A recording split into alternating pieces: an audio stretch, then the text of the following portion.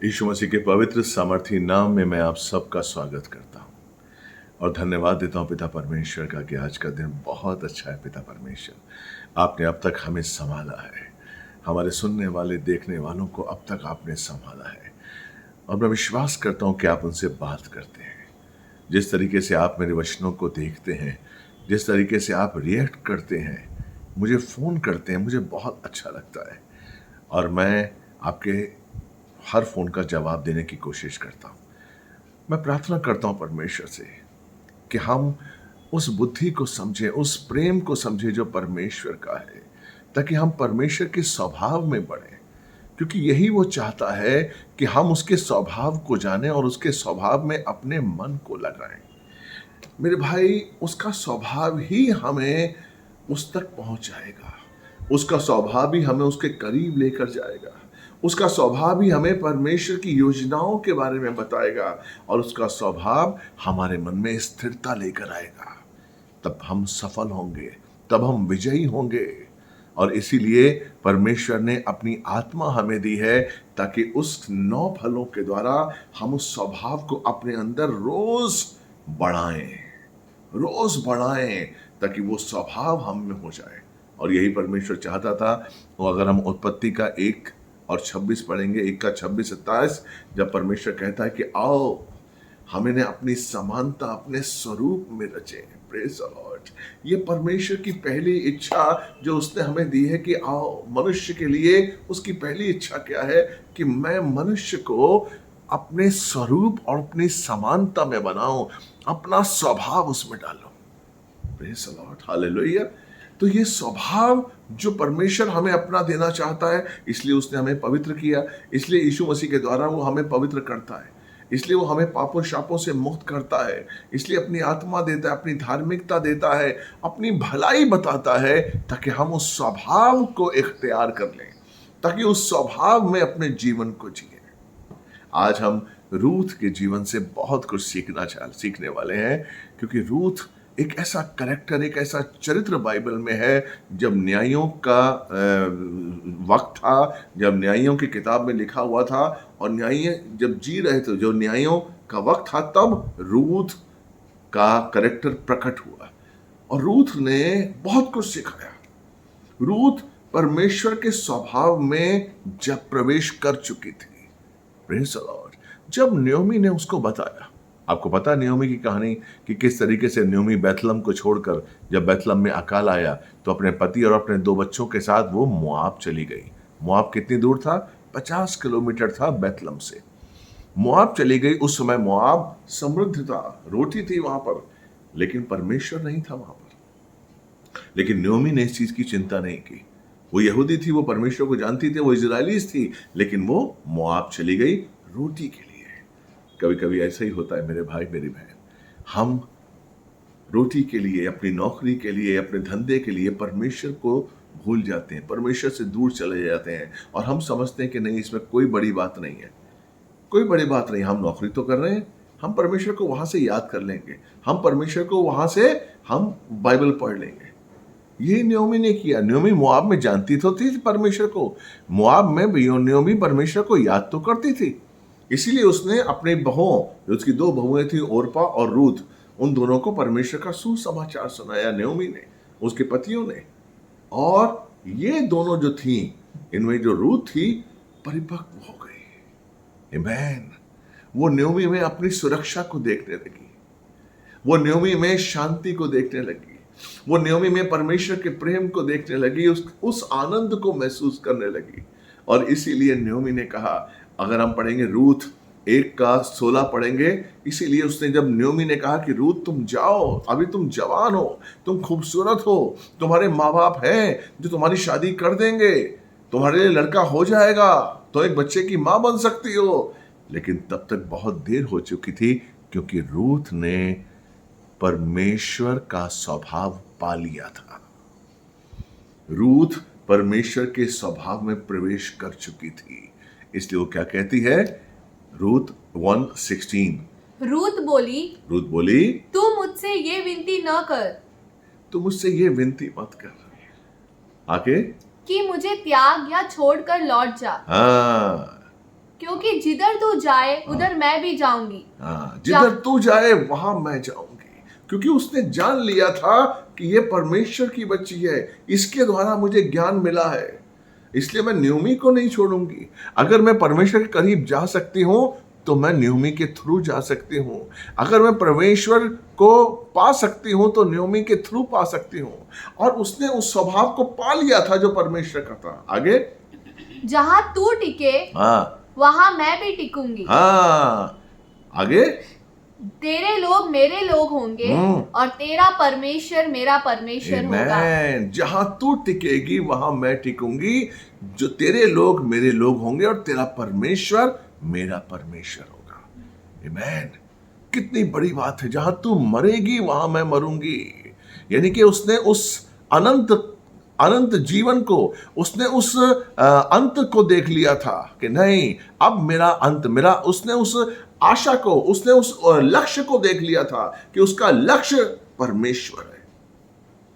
इसलिए बैतलहम में न्योमी जा रही है तो मैं बैतलहम में जाऊंगी, जहां तू टिकेगी वहां मैं टिकूंगी, तेरा परमेश्वर मेरा परमेश्वर होगा। Praise the Lord. मेरे भाई मेरी बहन, जब परमेश्वर हमको चुनता है ना, और जब हम परमेश्वर के स्वभाव में प्रवेश करते हैं, मैं आपको सच कह रहा हूं, फिर परमेश्वर आपके जीवन में काम करता है। जिसने परमेश्वर के स्वभाव में प्रवेश किया, उसको यह पूछने की जरूरत नहीं है कि परमेश्वर मैं क्या करूं, मैं कौन सी सेवा करूं, मुझे क्या करना है परमेश्वर में। नहीं, जिस दिन आपने परमेश्वर का स्वभाव पा लिया, उस दिन आप अपने आप उसकी सेवा में निकल जाएंगे। आपका उद्देश्य सिर्फ परमेश्वर होगा, आपका लक्ष्य सिर्फ परमेश्वर होगा, आपको सिर्फ परमेश्वर तक पहुंचना होगा। और मैं आपको सच बताऊं, जब आप उस स्वभाव को पालेंगे जो परमेश्वर का है, तो आप परमेश्वर को महसूस करेंगे अपने साथ।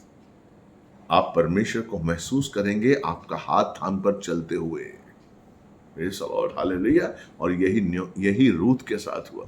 जब वो बैतलहम में पहुंची, उसके लिए बैतलहम बहुत अनजान जगह थी। वो नहीं जानती थी बैतलहम को, परमेश्वर का घर था, जहां रोटी मिलती थी, वहां नहीं जानती थी। पहली बार आई है, वहां के लोग अनजान थे, नहीं जानती थी। लेकिन चूंकि परमेश्वर का स्वभाव उसके अंदर था, उसका लक्ष्य उसे दिख रहा था। और उसका लक्ष्य क्या था? कि मैं न्योमी की सेवा करूं।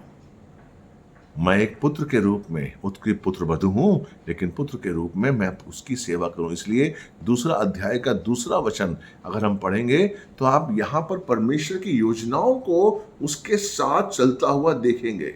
हाँ बेटे पढ़िए।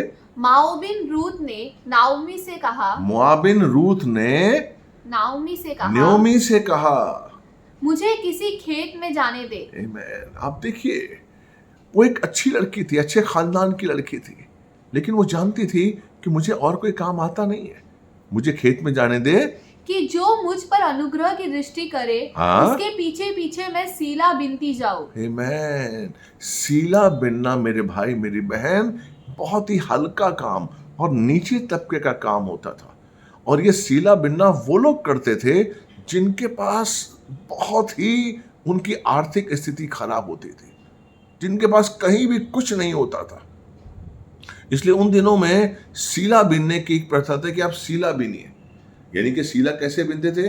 जब एक जो मजदूर होते थे, जब फसल उगती थी तो फसल की बालियों को वो लोग लेते थे और बालियों को झाड़ते थे, तो उसका गेहूं अलग करते थे और उसका भूसा अलग करते थे। भूसे के साथ जो दाने रह जाते थे वो नीचे गिर जाते थे, उनको वो लोग उठाते थे जिनके पास कुछ नहीं होता था, जो बहुत ही लाचार होते थे। आमीन। क्या रूत लाचार थी? मोआब में उसका घर था, उसके माँ बाप थे, उसके पास एक सपना था, लोग, एक दुनिया थी। लेकिन उसने किसे चुना? परमेश्वर को चुना। क्योंकि परमेश्वर का स्वभाव रूत में आ गया था, इसलिए उसने पहला कर्तव्य अपना समझा कि नहीं, जिससे मुझे परमेश्वर के बारे में पता लगा है, जिस न्योमी से मैंने परमेश्वर के बारे में जाना है, मुझे उसके साथ रहना है, मुझे उसकी सेवा करते हुए परमेश्वर तक पहुंचना है और गहराई में जानना है। इसलिए उसने कहा मुझे खेत में जाने की इजाजत है। वो नहीं जानती थी किसका खेत है, वो नहीं जानती थी। इसलिए उसने कहा कि अगर मैं खेत में जाऊं और किसी की अनुग्रह की दृष्टि मुझ पर हो, आमेन, हालेलुया, यानी कि पूरी तरीके से वो उस पर थी, आश्रित थी। उसे नहीं पता था कि क्या होने वाला है। पूरी तरीके से वो समर्पित थी परमेश्वर के ऊपर कि परमेश्वर ही मुझे उस खेत में लेके जाएगा, परमेश्वर ही उन मजदूरों के अंदर दया डालेगा, अनुग्रह की दृष्टि वो लोग मुझ पर करेंगे और उनके द्वारा मैं सीला बिन पाऊंगी। आमेन, हालेलुया। जब हम पूरी तरीके से परमेश्वर पर आश्रित हो जाते हैं, जब हम कहते हैं कि नहीं, हम कुछ भी नहीं है प्रभु, हम कुछ भी नहीं है, हम शून्य भी नहीं है, हमें तो सिर्फ तेरी जरूरत है।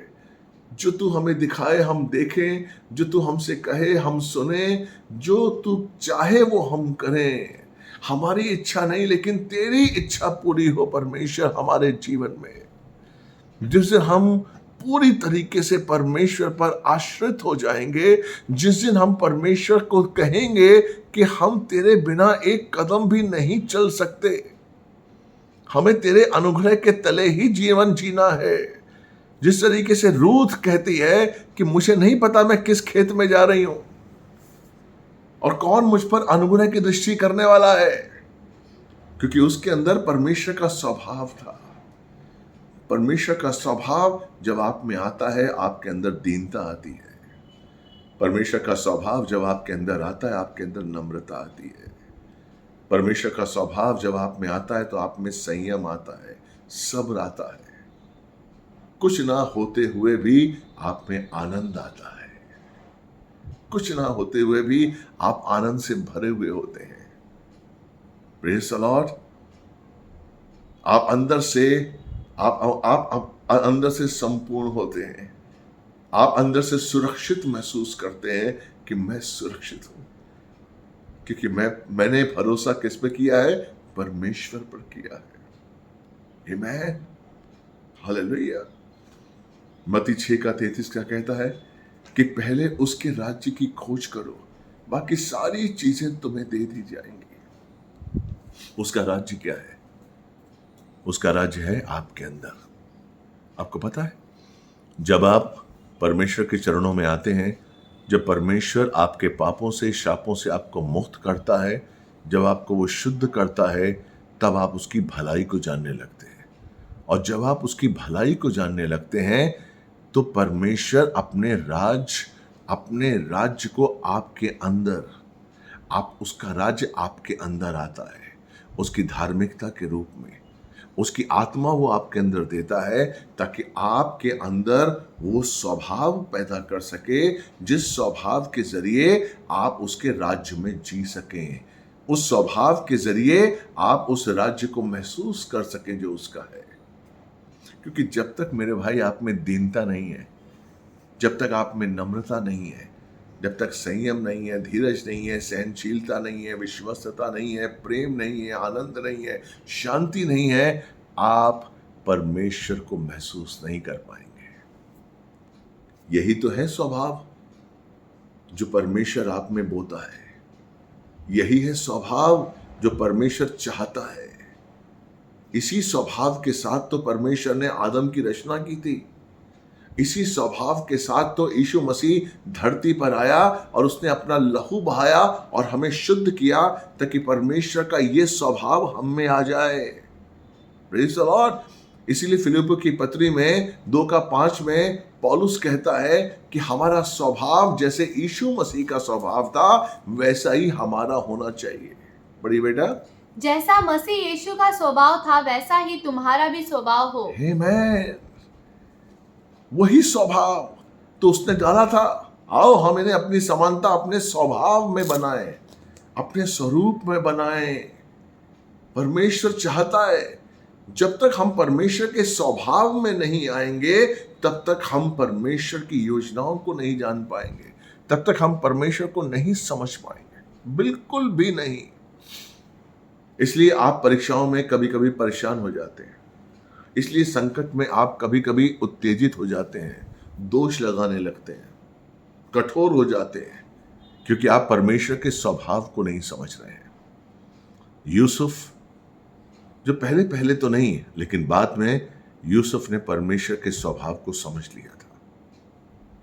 अगर आपको याद होगा, दोतान में जब यूसुफ अपने भाइयों से मिलने के लिए गया था और उसके 11 भाइयों ने उसका अंग रखा लिया, ईर्ष्या और घृणा उनके अंदर थी, और ईर्ष्या और घृणा ने क्रोध पैदा किया और उनमें कठोरता आई और यूसुफ को एक गड्ढे में डाल दिया। यूसुफ चिल्लाया, लेकिन जैसे ही गड्ढे में गया उसने परमेश्वर के स्वभाव को पाया। जैसे ही वो गड्ढे में गया उसने परमेश्वर के स्वभाव को पाया, और उस स्वभाव में उसने अपने जीवन को ढाल दिया। उस स्वभाव में उसने अपने आप को समर्पित कर दिया। तभी तो जब वहां से मिदानी जा रहे थे, प्रेज़ द लॉर्ड, फलस्तीन जा रहे थे, जब वहां से, तो वहां पर लोगों ने, उनके भाइयों ने उनको बेच दिया, यूसुफ को बेच दिया। Praise the Lord. क्या बेचते समय यूसुफ उनसे नहीं बोल सकता था कि मैं इन्हीं का भाई हूं, प्लीज मुझे मत लेके जाओ, मैं याकूब का बेटा हूं, राहेल का बेटा हूं, ये मेरे भाई हैं? उसने कुछ नहीं कहा, क्योंकि वो स्वभाव, परमेश्वर के स्वभाव में अपने आप को ढाल चुका था। और जैसे ही उसने परमेश्वर के स्वभाव में अपने आप को ढाला, वो परमेश्वर की योजनाओं को समझने लगा था। तभी वो पोतीफर के घर में रहा। पोतीफर के घर में उसकी पत्नी ने उसके संग गलत हरकत करने की कोशिश की, लेकिन परमेश्वर का स्वभाव उसके अंदर था, इसलिए वो वहां से बचा। 12 साल तक जेल में रहा, जैसा आप जानते हैं, परमेश्वर के स्वभाव के साथ, उस दीनता, उस नम्रता के साथ। Praise the Lord. फिलिप्पियों की पत्री में पौलुस कहता है, सदा आनंदित रहो। बार बार पौलुस कहता है कि मैं तुमसे बार बार कहता हूं, सदा आनंदित रहो, क्योंकि आनंदित रहना, आनंद में रहना ही हमें परमेश्वर के स्वभाव में बनाए रखता है। अगर हम कुंठित होंगे, अगर हम स्वार्थी हो जाएंगे, अगर हम में नफरत आ जाएगी, अगर हम में गुस्सा आ जाएगा, तो हमारा आनंद चला जाएगा। बाइबल में लिखा हुआ है कि क्रोध जो है वो परमेश्वर की धार्मिकता को वहन नहीं कर सकता है। अगर आप में क्रोध है तो आप परमेश्वर की धार्मिकता को नहीं संभाल सकते। इसलिए बाइबल कहती है इफिसियों 4:26 कि क्रोध तो करो लेकिन पाप मत करो। अगर तुम्हारा क्रोध शाम तक खत्म हो जाना चाहिए, नहीं तो शैतान काम करेगा। अगर आपका क्रोध शाम तक खत्म नहीं होगा तो शैतान आपके जीवन में आएगा, शैतान आपको कठोर कर देगा, शैतान आपको कठोर करके परमेश्वर के स्वभाव से दूर कर देगा। और जैसे ही परमेश्वर का स्वभाव आप में से दूर हो जाएगा, आप परमेश्वर की उपस्थिति को पहचान नहीं पाएंगे, आप परमेश्वर के अनुग्रह को जान नहीं पाएंगे, आप परमेश्वर की दीनता, नम्रता को पहचान नहीं पाएंगे, आप उसकी योजनाओं को नहीं जान पाएंगे, आप उसकी वाचा को नहीं पहचान पाएंगे। Praise the Lord. तब परमेश्वर आपके अंदर काम नहीं कर सकता है, क्योंकि परमेश्वर तभी काम कर सकता है जब आप उसके स्वभाव में उसके साथ रहें। आपका स्वभाव कुछ और है और मेरा स्वभाव कुछ और है। Praise the Lord. नहीं, यशायाह की पुस्तक में 55 में लिखा हुआ है कि तेरे विचार और मेरे विचार बहुत अलग अलग है, तेरी सोच और मेरी सोच बहुत अलग अलग है। परमेश्वर चाहता है कि मेरी सोच और उसकी सोच एक हो जाए। इसलिए बाइबल कहता है फिलिप्पियों की पत्री कि हम एक मन, एक दृष्टिकोण के संग हमें परमेश्वर की सेवा करनी है। Praise the Lord. इसलिए यीशु मसीह ने गतसमनी के समय कहा कि मेरी इच्छा नहीं, तेरी इच्छा पूरी हो। जो तू चाहता है वो मेरे जीवन में घटे, जो मैं चाहता हूं वो मेरे जीवन में कभी ना घटे। Praise the Lord. इसलिए क्योंकि हम उस स्वभाव में जी रहे हैं, जब तक परमेश्वर के स्वभाव में हम प्रवेश नहीं करेंगे। इसीलिए कुलूसियों 1:13 क्या कहता है कि परमेश्वर ने अंधकार से हमें अपने पुत्र मसीह के राज्य में प्रवेश करा दिया है। पढ़िए बेटा। उसी ने हमें अंधकार के वश से छुड़ाकर अपने प्रिय पुत्र के राज्य में प्रवेश कराया। कैसे प्रवेश किया आपने उसके प्रिय पुत्र के राज्य में? उस स्वभाव, अंधकार में थे आप, जब ज्योति आपके अंदर आई, उस ज्योति को आपने ग्रहण किया, उस ज्योति के स्वभाव में आप आए, तब आपने उसमें प्रवेश किया। Praise the Lord। मेरे भाई मेरी बहन, जब तक परमेश्वर का स्वभाव हम में नहीं आता है, इसलिए पवित्र आत्मा हमें दी गया है ताकि वो स्वभाव हमें दिन प दिन हमारे अंदर बढ़ाता जाए, ताकि उस स्वभाव के संग हम जिएं, उस स्वभाव के संग रहें और उस स्वभाव के साथ परमेश्वर के अनुसार अपने जीवन को बिताएं। अगर हम नहीं बिताएंगे, क्योंकि अगर ये स्वभाव निकल गया तो हम दोष देते हैं। जैसे न्योमी दोष दे रही थी। न्योमी क्या कहती है? रूत 1:20 और 21 में वो परमेश्वर को जानती थी। देखिए, अकाल के देश से बैतलहम में अकाल पड़ा था और वो मोआब चली गई, लेकिन बैतलहम में उसके और दोस्त भी तो थे और रिश्तेदार भी तो थे। उनको तो कुछ नहीं हुआ, वो तो अभी भी जीवित थे। जब वो वापस आई तो क्या कहती है? देखिए, क्योंकि वो स्वभाव में नहीं थी, परमेश्वर के स्वभाव में नहीं थी, इसलिए वो क्या कहती है? रूत 1:20-21। उसने उनसे कहा, हाँ। मुझे नाओमी न कहो। मुझे न्योमी ना कहो। न्योमी माने बताया था? मनोहर। मनोहर यानी खुशहाल। मुझे खुशहाल मत कहो, मैं खुशहाल नहीं हूं। क्या हूं? मुझे मारा कहो। मुझे मारा कहो, यानी कि मुझे मारा, यानी कि एक ऐसी जगह जहां पर पानी नहीं मिला था इजरायलियों को, जहां पर प्यास थी, जहां तड़प थी। आगे, क्योंकि सर्वशक्तिमान ने मुझको बड़ा दुख दिया है। अब सोचिए, सर्वशक्तिमान परमेश्वर ने न्योमी को जीवन दिया। अगर आप रूत की किताब पढ़ेंगे तो आप जानेंगे कि एक जमीन भी थी न्योमी के पास।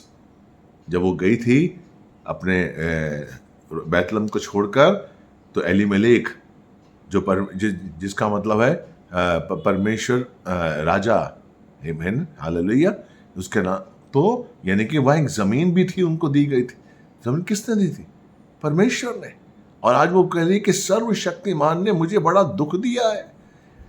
अरे मेरे भाई, अगर परमेश्वर का स्वभाव आप में नहीं है तो आप जब परमेश्वर को छोड़ देंगे तो दुख ही पाएंगे। आप दुख पाएंगे जब परमेश्वर को आप छोड़ देंगे। फिर आप परमेश्वर पर दोष लगाएंगे, और दोष लगाते हैं। आज इस कलीसिया में आपको प्रॉब्लम हुई, दूसरी कलीसिया में छोड़ के चले गए। इस अगुवे से प्रॉब्लम हुई, दूसरे अगुवे को पकड़ लिया। इस पास्टर को के सामने आपकी नहीं चली, दूसरे पास्टर को पकड़ लिया।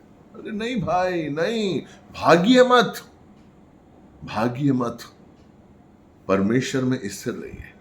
तो कहती है सर्वशक्तिमान ने मुझे दुख दिया। आगे, मैं भरी पूरी चली गई थी, हाँ, परंतु यहोवा ने मुझे छूछी करके लौटाया है। देखिए कितना गलत बोल रही है, कितना गलत बोल रही है।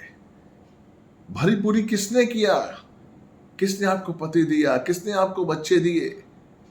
लेकिन जब आप परमेश्वर से दूर होंगे तो आप उस अभिषेक को अपने जीवन से दूर होता हुआ देखेंगे। तब शैतान आपके जीवन में काम करेगा और आप समझते हैं कि परमेश्वर आपसे दूर हो गया। नहीं, परमेश्वर आपके करीब है। परमेश्वर आपके करीब रहना चाहता है। परमेश्वर क्या कहता है? अशुद्धता से दूर रहो, तब मैं तुम्हारे साथ हूं। दूसरा कुरिन्थियन 6:17 और 18 अगर पढ़ेंगे तो कहता है कि तुम अशुद्धता से दूर रहो तो मैं तुम्हारे बीच में चला फिरा करूंगा। अशुद्धता से दूर पढ़ो बेटा। दूसरा कुरिन्थियन 6:17-18। इसीलिए प्रभु कहता है, उनके बीच में से निकलो और अलग रहो। हाँ, आगे, और अशुद्ध वस्तु को मत छुओ। अशुद्ध वस्तुओं से। मोआब देश कौन सा था? अशुद्ध देश था। मोआब जाति अशुद्ध जाति कही जाती थी, क्योंकि लूत और उसकी बड़ी बेटी से जो बेटा पैदा हुआ था उसका नाम मोआब था, और उससे मोआब की जाति बनी, इसलिए उसे अशुद्ध जाति कहा गया था। तो यहां परमेश्वर क्या कहता है? अशुद्धता से अलग रहो। दोबारा पढ़ो। और अशुद्ध वस्तु को मत छुओ, हाँ, तो मैं तुम्हें घृणा करूंगा, ग्रहण करूंगा, ग्रहण करूंगा। तब मैं तुम्हें ग्रहण करूंगा। आमीन। जब तुम अशुद्धता से दूर हो जाओगे, और ग्रहण ही नहीं करूंगा, आगे क्या लिखा है? और मैं तुम्हारा पिता होऊंगा, हाँ। और तुम मेरे बेटे और बेटियां होगे। आमीन। मैं सिर्फ तुम्हें ग्रहण ही नहीं करूंगा, तब मैं तुम्हारा पिता होऊंगा और तुम मेरे बेटे बेटियां होंगे। आमीन। जब तुम अशुद्धता से दूर हो जाओगे। नयोमी कहां गई थी? अशुद्ध देश। उसने अशुद्ध जाति की लड़कियों से अपने बेटों की शादी करवाई। बैतलहम और मोआब की दूरी कितनी थी? 50 किलोमीटर। क्या वो मोआब में रहकर बैतलहम से लड़कियां नहीं मंगा सकती थी अपने बच्चों के लिए? किसने गलती की? नयोमी ने या परमेश्वर ने? नयोमी ने। और वो सिर्फ उसने गलती नहीं की, वो घमंडी थी। वो अपनी गलती मान नहीं रही थी। हमें अपनी गलती को मानना है। हमसे कोई गलती हो गई तो हमें क्षमा मांगनी है, ताकि हमारे अंदर कठोरता नहीं आए, ताकि हम उस अशुद्धता से दूर रहे और परमेश्वर का आशीष हमारे साथ रहे। Praise the Lord, hallelujah. Ruth ने उस घमंड को अपनाया नहीं, उसने परमेश्वर के स्वभाव को अपनाया और दीनता और नम्रता के साथ उसने कहा कि मैं ऐसी खेत में जाऊं, ऐसी जगह जाऊं, ऐसा काम करूं जो मैं कर सकती हूं, और मैं सिला भी हूं। Praise the Lord. जब परमेश्वर का स्वभाव आप में होता है ना, तो कोई भी काम छोटा नहीं होता है। कोई भी काम छोटा नहीं होता है। अगर परमेश्वर का स्वभाव आप में नहीं है तो आप में घमंड आएगा। नहीं यार, मैं सिर्फ प्रचार ही करूंगा, मैं कलीसिया में चप्पल क्यों हटाऊं, बाथरूम क्यों धोऊं, मैं बाथरूम नहीं धोऊंगा कलीसिया के, मैं चप्पल नहीं हटाऊंगा, मैं चप्पल नहीं उठाऊंगा। इसका मतलब आप में परमेश्वर का स्वभाव नहीं है। अगर परमेश्वर का स्वभाव आप में होगा ना, आप सबसे पहले वो काम करेंगे जो छोटा है। वो रूथ ने किया कि मैं सिला बिनूं, और सिला सिर्फ बिनती नहीं थी, वो सिला बिनकर उसमें से दाने निकालकर इकट्ठे कर कर वो अपनी सास नयोमी के पास लाती थी,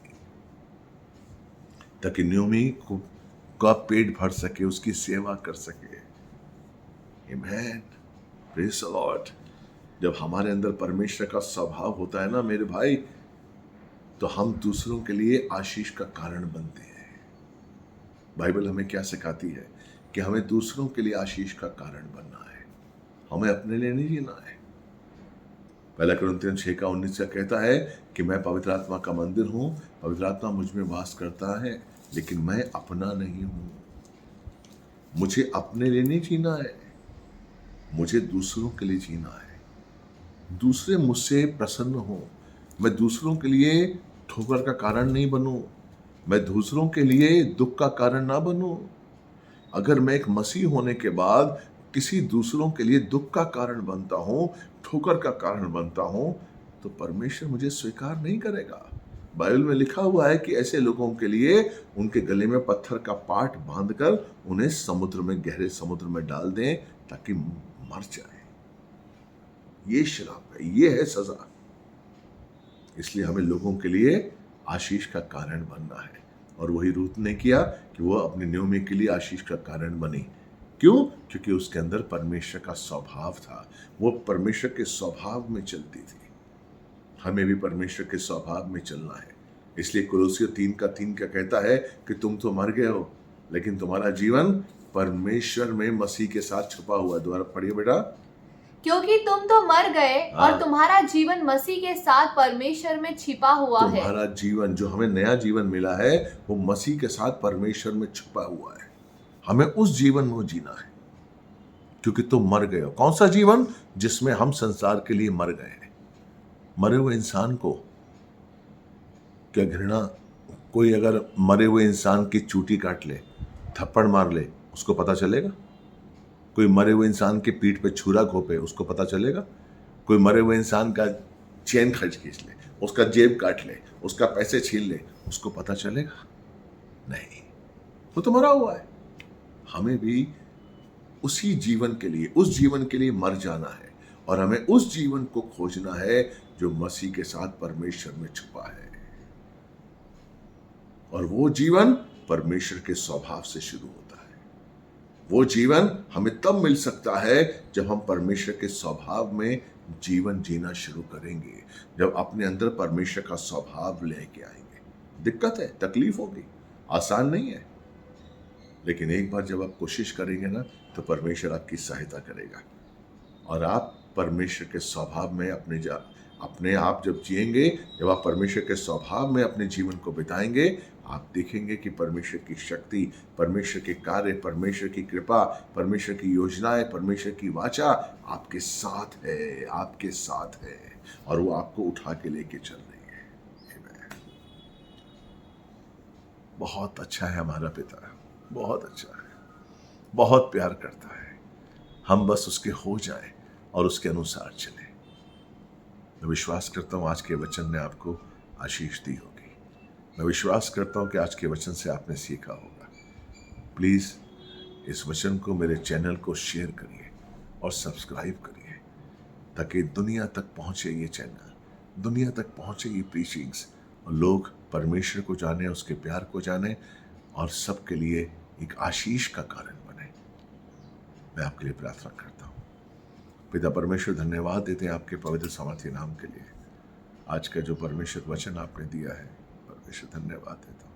पवित्र आत्मा, आपकी उपस्थिति में मैं महसूस कर रहा हूँ कि लोगों के जीवन को इस वचन ने छुआ है।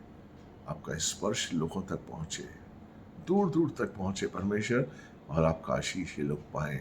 इस वचन के द्वारा परमेश्वर का स्वभाव आप में आए, ऐसी मैं प्रार्थना करता हूँ। यीशु मसीह के नाम से मांगता हूँ, धन्यवाद। प्रार्थना आपने सुनी, कबूल किया। आमीन। मेरे लिए और मेरी कलीसिया और मेरे परिवार के लिए प्रार्थना करिएगा। प्रभु आपको आशीष दे। प्रभु यीशु आपसे बहुत प्यार करता है, ये कभी मत भूलिएगा।